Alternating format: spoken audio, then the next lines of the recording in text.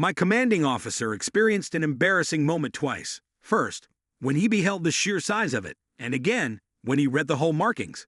That's how the story always begins in spacer bars across the outer belt. Half of the time, it's an exaggeration, while the rest relies on a storyteller's downplaying.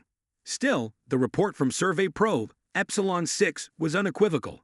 The warship was real, and it was human. The vessel was initially spotted beyond the Allen exclusion zone, 6 light-years past the last known jump beacon, deep into the expanse that the Galactic Council designated as neutral vacuum. A patrol drone captured a faint silhouette cutting through the dark void, its mass generating gravitational ripples that scrambled 3 satellites and bent 2 gas filaments into S-curves, all of which was cause for alarm. However, it wasn't until they enhanced the spectral readouts that everything spiraled out of control. The ship possessed a human design, but it didn't carry a Federation signature, nor did it resemble a corporate cruiser or a rogue old Earthliner. This thing was new, characterized by clean lines, reinforced plating, and heat sinks the size of mid-tier mining rigs. The hull, nearly a kilometer in width, bore a single word, emblazoned into the plating with plasma resolution. This word held different meanings across species. To the Vathari, it was an ancient war cry. To the ocean, it translated into a settlement document. Yet for humans, resolution represented a statement rather than a request, a declaration. By the time the Council convened an emergency session, 3 additional probes had verified it.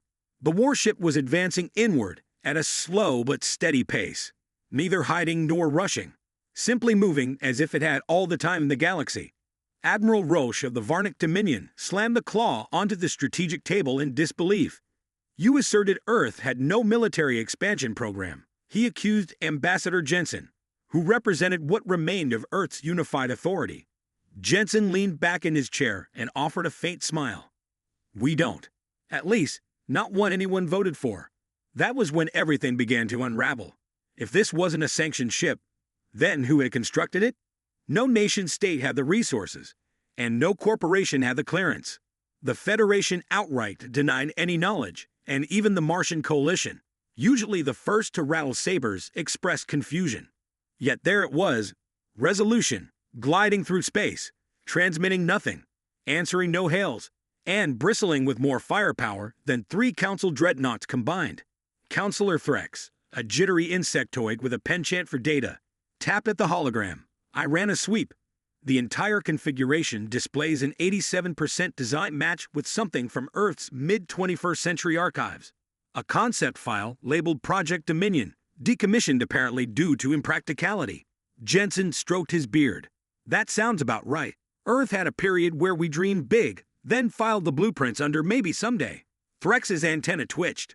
Well, someone found that maybe file and issued a blank check. The warship dismissed Council transmissions, not even acknowledging their ping. But it also made no hostile maneuvers. It just traversed the deep vacuum, seemingly scanning or merely waiting. Eventually, they attempted to intercept it. The first vessel to approach was a Kargathi skirmish ship, the KS Vorak, a nimble interceptor equipped with cloaking technology and gravitic lances. It was vaporized before it could get within 500,000 kilometers. Neither destroyed nor disabled, but simply obliterated. There were no communications, no warning shots. Just one moment it was visible on the screen, and the next it wasn't. A clean beam of condensed particle energy had cut it in half before the crew could react. The Council deemed it excessive. The humans called it efficient. That's when the whispers began. No eye could operate at such tactical speed, they said. No ship could contain a power source capable of that kind of energy discharge unless it had breached dark fusion physics. More chilling, none of the ship's actions missed. Not a single drone, scamba, or technological probe sent by the Council went unchallenged. All were intercepted, scrambled, or fried. The vessel didn't respond or acknowledge. It only retaliated when provoked, suggesting it already knew what would come next. A pattern emerged. The ship wasn't acting randomly. It was heading towards something, moving in a straight line without course corrections or adjustments for mass, gravity wells, or solar flares. It seemed to have mapped the route ahead and trusted that nothing would obstruct its path because it had no concern for anything in its way. Back on Earth, nobody claimed responsibility. Why would they? The kind of individual who builds a ship like Resolution does not boast. Briggs's voice trembled. Do you plan to use this? Roar didn't respond immediately. He stepped closer to the console, entering a new set of commands, and the screen responded instantly. Deployment mode. Standby. All cores status stable, awaiting target set. I don't plan to use it, Roar clarified. I plan to let them know it exists. Do you think fear will buy peace? Briggs asked, his skepticism no longer concealed. No, Roar replied. I think fear will buy time. Far away at Council Command on Tessari Prime, Ambassador Jensen stood before a wall-sized display as the latest surveillance feed streamed in, showing Resolution in orbit, unmoving. Below, new energy signatures flared up on Zeta Prime's surface. He was silent for a long time, and finally, Admiral Roche broke the stillness. Is it real? He asked, arms crossed tightly over his ceremonial armor. Yes, Jensen confirmed. Then what are you people planning? Roche pressed. Survival, Jensen answered. The room descended into silence as Counselor Threx twitched, pulling up translation logs. Resolution hasn't changed position. It hasn't launched anything. Yet the surface of that moon just ignited like an ancient bunker ablaze. We have 93 satellites scrambling to decode what's happening down there. It's not meant for decoding, Jensen stated.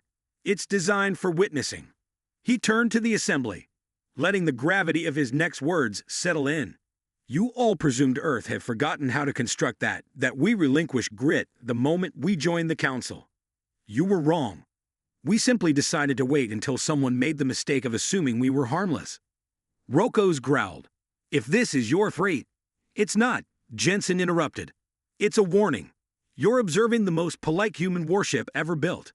Inside the vault, Nash and Briggs watched as robotic arms repositioned the cylinders back underground.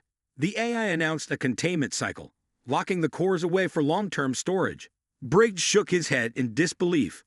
So we went through all this trouble just to send a message? No, Roar corrected. We went through all this trouble to ensure we never have to use what we built. Explain. If the galaxy knows humans can do this, build something like Resolution, awaken an old god beneath a dead moon, and walk away, then that knowledge spreads, and fear spreads faster. Briggs lowered his voice. But it won't last. They'll adapt. The Council has power too. They have numbers. Power, Roar countered, is the ability to make others hesitate before acting. That's what this ship does. That's what this moon does. The AI's voice interrupted. Containment secured. Core activity at 0. Surveillance beacon active. Broadcast status. Roar inquired. Orbital pulse initiated. Message loop transmitting. Natch raised an eyebrow. What message? Roar didn't look back. The same one I sent out when Resolution launched. Same looped, same words. Briggs accessed the communications array, monitoring the outgoing signal. One ship, one crew, one decision. We are still here. He looked up stunned. That's it. That's all you're transmitting. It's all we need to, Roar declared. In a cramped starport on Vekis 4, a retired trader heard the message on a smuggled transceiver and nearly dropped his drink. On a research outpost near the Nira's expanse, 2 old veterans stood silently, watching the decoded signal blink across their screen. Neither spoke, but one saluted. Across the spiral arm, the phrase began to resonate. We are still here. It was a statement, neither an announcement nor a threat, just a reminder. 3 days after the signal from Zeta Prime reverberated across Council space, the responses commenced. Most were cautious, some dismissive. However, a few carried undertones the Council found unsettling, curious pings from distant factions that had never dared to challenge the Council before, now inquiring about humans, Resolution, and what else Earth might be concealing beneath the surfaces of long-forgotten moons. Inside the Council chamber, voices contended and twisted like smoke, debating whether the ship was bluffing, whether humans were insane, or merely always preparing for war. They demanded transparency, insisting that Earth decommission the vessel. Jensen refused, remaining composed as Counselor Threx screeched at him from across the chamber floor. You're destabilizing everything with this. You cannot expect peace while positioning a weapon like that into deep space, parked above a forgotten weapons vault. We didn't destabilize anything, Jensen responded. his tone steady. "We merely reminded you of the truth." "And what truth is that?" Frex challenged. "The elevator's dead," Nash said. "We repel ropes were anchored." Lights activated one by one as the team descended into the Forgotten Remnant. Far above on Resolution's bridge, Commander Briggs studied the encrypted files they had collected back on Titan Station. "Sir, I think I found it. Project Hammerfall. That's what this place was." Roar nodded. "Go on." Supposedly a failsafe if Earth ever fell, Hammerfall was designed to serve as a last strike platform. Orbital kinetic rods, deep crust missile silos, even a prototype mine-linked targeting system. All autonomous, all hidden. The location was erased from records after the Geneva collapse, yet someone remembered. Briggs looked up. "You." Roar's eyes remained fixed on the surface below. "Not me. My father." Briggs stiffened. "You're saying he helped build it?" "He said it was madness, that it should never be used." Then he vanished. Roar turned slightly, but before he disappeared, he left me one thing. A set of coordinates. He told me if the galaxy ever forgot what humans are capable of, to remind them. Briggs examined the data. "This isn't a reminder, sir. This is a declaration of war." Roar offered no rebuttal. Below the surface, Nash and his team arrived at the base of the shaft. The air was thin, artificially recycled from ancient tanks still holding pressure. Lights flickered on as their motion sensors tripped dormant systems. A corridor stretched ahead, lined with armories, data vaults, and blast-proof control doors.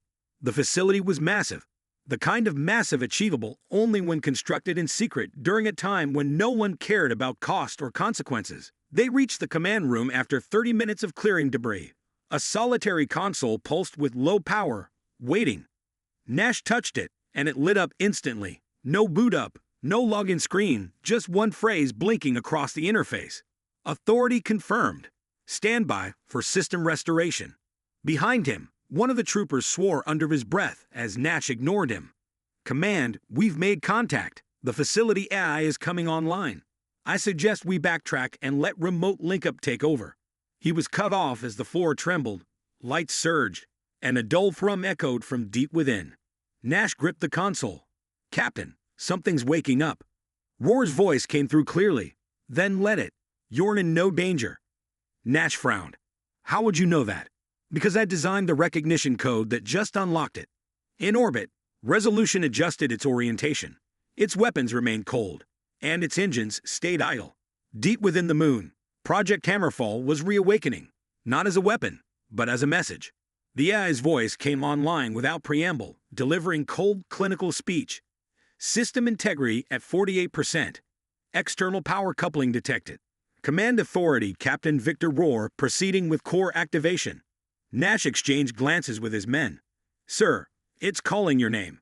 "That's not coincidence," Roar replied. On the bridge, Roar's jaw tightened.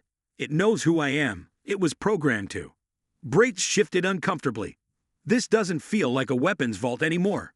It feels like a throne room waiting for its king." "You misunderstand," Roar articulated. "This isn't about ruling. It's about remembering." Before Briggs could inquire further, the AI spoke again. "Primary directive. Human continuity through strategic intimidation. Sublime protocol memorized. Preparing payload access grid." Back in the underground facility, floor panels moved aside with a low groan. The air shifted, stale and metallic, as Nash's squad instinctively raised their weapons. Yet nothing emerged. Instead, 12 lone platforms ascended from below the deck, each holding a cylinder roughly the size of a dropship engine, pulsing faintly with dormant energy. "Sir," Nash advised, "you might want to see this in person." 20 minutes later, Roar set foot on Zeta Prime's surface for the first time. His boots disturbed lunar dust that hadn't felt a footstep in decades. Briggs trailed behind, visor fogging slightly from nerves, even within a sealed suit. They descended the shaft slowly, their armor humming with powered magnetic shielding. Silence enveloped them, disrupted only by the low vibrations of the facility's systems warming up. When they reached the vault, Nash saluted and gestured toward the cylinders. "We haven't touched them, but scans indicate they're not warheads." "They're worse," Briggs muttered, running a hand along one. "These are quantum entanglement cores." Roar nodded. "Portable, precise. These aren't designed to destroy planets. They're intended to override them. Nash frowned. Override every planet, every station, every vital tech in Council space. It has shielding, surveillance, defense arrays, all interconnected. These cores could hijack that. No explosions, just silence. The kind that leaves leaders blind and vulnerable while we walk in unopposed. That you were only at peace with us because you assumed we possessed nothing left to fight with. No rebuttal surfaced. On-board resolution. Captain Rohr stood before the primary viewport as Zeta Prime gradually receded behind them. The vault had sealed itself once more. The cores were securely locked down, and the surface had reverted to its previous state, silent, desolate, and forgotten. Briggs approached him. So that's it? We make our point and drift off into the stars. We let them ponder what they witnessed. Rohr agreed. That's more valuable than any battle we could win. Briggs hesitated. And what if they call our bluff? What if they test us? Then they've misunderstood everything. Rohr stated, tapping the viewport. Stars unfurled before them like a shimmering river of light. Resolution wasn't constructed to conquer, he said quietly. It was built to remind. Remind who? Everyone. The ship didn't return to Earth. It didn't need to. Instead, it slipped past Council patrols, disregarding escorts, gliding through jump corridors like a ghost with clearance codes no one dared to revoke. Each station it crossed through fell silent. Each ship cleared the way.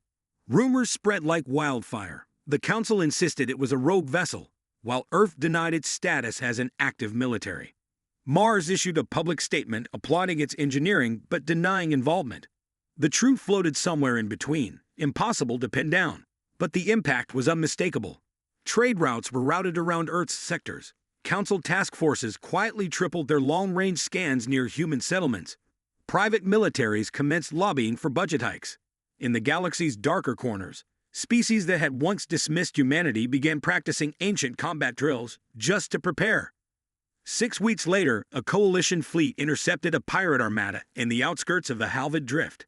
Outnumbered pirates stood poised to overwhelm the Lid cruiser when Resolution appeared. Silent, it entered the system and placed itself squarely between the pirates and the fleet, powering up a single railgun.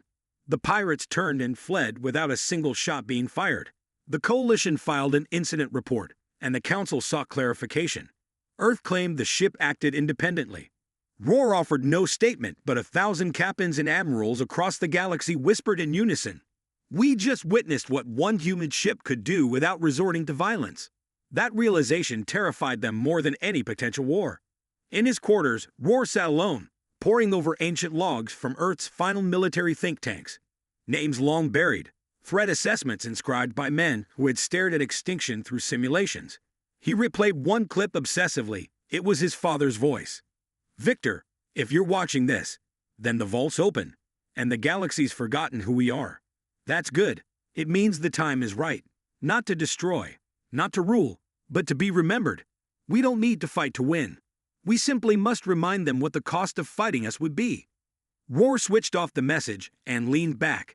He didn't see himself as either hero or villain, but merely as a final page in a manual that someone once authored and hoped no one would ever open again. A knock resonated from the outer hatch before Briggs entered with a data slate. New report. The Council's deployed another diplomatic envoy. They're requesting a summit. Rohr smirked faintly. Let them wait. He rose and walked to the center console. One by one, the systems powered up again. The ship's pulse beat slow, steady, like the rhythm of a forgotten drum. We've got more places to be.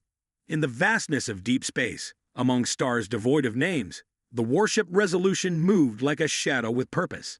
It didn't conquer. It didn't threaten. He does not wave a flag or issue threats. He constructs, he launches, and he lets the galaxy determine what he has accomplished. Some posited that it was a rogue general, while others pointed fingers at an ancient black-budget program buried under layers of misinformation. A few cast blame toward Mars. But the Martian ambassador publicly offered to assist in the investigation of the anomaly. This fundamentally heightened concerns. If Mars was frightened, the rest of the galaxy should be terrified. On the bridge of Resolution, Captain Victor Rohr stood before the primary display, arms folded, his gaze fixed. He wore no insignia. The crew donned no uniforms. They were men of function, not form. Behind him, the tactical officer's voice cracked the silence. New contact. Council cruiser class holding position at 10 million clicks. Broadcasting a passive scan and a request to parley. Roar didn't flinch. Ignore it, he ordered. The comms officer didn't move. Sir, they're opening a diplomacy channel. Audio only. Roar turned slowly, reiterating, ignore it. But they're not ready to talk. Roar explained, they're attempting to buy time. Time we've already accounted for. The tactical officer nodded gravely. Do we proceed to the primary waypoint? Roar contemplated the star map, which pulsed gently with a red icon labeled Object Zeta Prime. He touched the hologram, zooming in. The Council hadn't even known this site existed. It was a relic from a forgotten war, a vault that should have remained sealed. Proceed, he commanded. Let the galaxy fetch rumors. We have a planet to unearth. The vault on Zeta Prime was never intended to be uncovered again. Buried deep within the crust of an abandoned moon orbiting a dead planet. It had no visible structures, no beacons, and no registered coordinates. None in any council archive, nor in any human database. It was a remnant from Earth's lost decades. The brutal, chaotic years after the collapse when rogue governments and defense contractors played God with weapons they could not control. Most of those projects had been dismantled, some erased from history entirely. Zeta Prime had been both until now. Resolution hovered silently in the moon's orbit, casting a shadow across the cratered surface like a warning. It made no effort to conceal itself. Why should it? No other vessel dared to follow this deep into restricted space. Those that attempted didn't make it back. Inside the command center, Captain Roar's expression remained unreadable. The man seemed carved from reinforced concrete. His gaze held not emotion but direction, as if everything he observed already belonged to a greater plan. By his side, Commander Briggs scanned the surface data from the survey drones. Seismic readings confirm an internal structure. Briggs announced, it's deep, maybe 10 kilometers under the crust, reinforced titanium alloy layers, old Earth military grade. No active power signatures, but it's intact. Good, Roar responded. And the entry point? Just where the old schematics predicted. A subsurface elevator powered down. We'll need to cut through manually. Prep the drop team. Briggs hesitated. Sir, this thing's been buried for over 60 years. Whatever's inside won't be stable. That's why we're here. Roar replied, turning toward the viewport. Let the Council worry about diplomacy. We're here to finish what was started. Lieutenant Nash was the first to set foot on the moon's surface, boots crunching into the brittle regolith. 4 more troopers followed, each clad in vacuum-rated armor reinforced with modular exo support. They brought plasma cutters, high-yield charges, and sufficient sensor equipment to map a mega-city from orbit. Visual on the elevator hatch, Nash reported. It's sealed with triple plating. No external interface, no power. Proceed, came Roar's voice from orbit. The team worked efficiently. A perimeter was established, and a portable fusion torch was deployed. Sparks flew from the cutter's blade, yet the silence of the moon consumed the sound, replacing it with the eerie hum of dormant machinery hidden beneath tons of rock. 30 minutes later, the first layer was breached. The second took 20 more. The third layer was peculiar. As the plasma cutter made contact with the hull, the metal reacted, flaring red, then folding inward as if recognizing the command. The soldiers stepped back as the hatch hissed and gradually opened. Inside was a shaft leading straight down into darkness. Nash activated a sensor drone and sent it ahead. The feed returned seconds later, revealing a pristine tunnel lined with old Earth symbols and hazard warnings. The elevator is still there, Nash observed, rusted but recognizable. Its ancient framework is still intact.